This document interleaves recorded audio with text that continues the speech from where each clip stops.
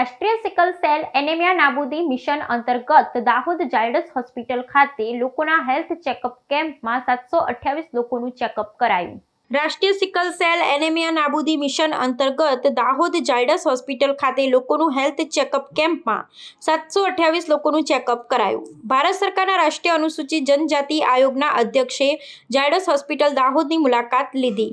રાષ્ટ્રીય sickle cell anaemia નાબૂદી mission અંતર્ગત દાહોદ ઝાયડસ હોસ્પિટલ ખાતે હેલ્થ ચેકઅપ કેમ્પનું કરાયું આયોજન અને કરવામાં આવ્યું હતું। આ દરમિયાન રાષ્ટ્રીય અનુસૂચિત જનજાતિ આયોગ અધ્યક્ષ શ્રી અંતરસિંહ આર્ય દ્વારા ઝાયડસ હોસ્પિટલના વિવિધ વિભાગોની મુલાકાત લીધી હતી, જેવા કે બાળરોગ વિભાગ, સ્ત્રીરોગ વિભાગ, બ્લડ બેંક, ઓપરેશન વિભાગ, આઈસીયુ વિભાગ, ડાયાલિસિસ વિભાગમાં જઈ સમગ્રતયા નિરીક્ષણ કર્યું હતું। અધ્યક્ષ શ્રી અંતરસિંહ આર્યએ ઝાયડસ હોસ્પિટલમાં દરેક વિભાગની કામગીરી, દર્દીઓની થતી સારવાર સહિત અન્ય જાણકારી મેળવી હતી।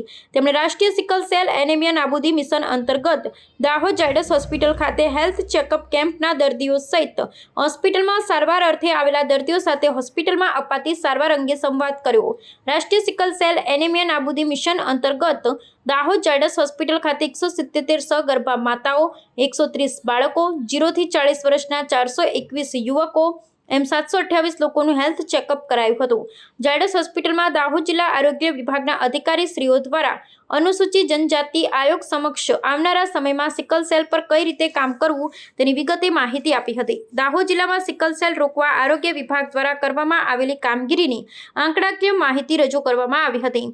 સાથે દાહોદ જિલ્લામાં સિકલ સેલના વધતા પ્રમાણને અટકાવવા માટે એક ઝુંબેશ સ્વરૂપે કામગીરી કરવામાં આવે અને સિકલ સેલને અટકાવવા અસરકારક પગલાં લેવામાં આવે તેવી રજૂઆત પણ કરવામાં આવી હતી।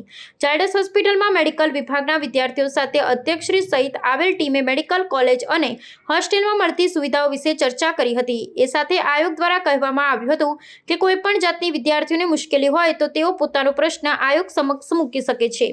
આ દરમિયાન ડોક્ટર નયન જોશી, ડોક્ટર ગિરવર બારિયા, ડોક્ટર મોહિત દેસાઈ, મદદનીશ કમિશનર શ્રી તન્મય પટેલ, ઝાયડસ મેડિકલ ઓફિસર શ્રીઓ તેમજ અન્ય અધિકારી શ્રીઓ ઉપસ્થિત રહ્યા હતા।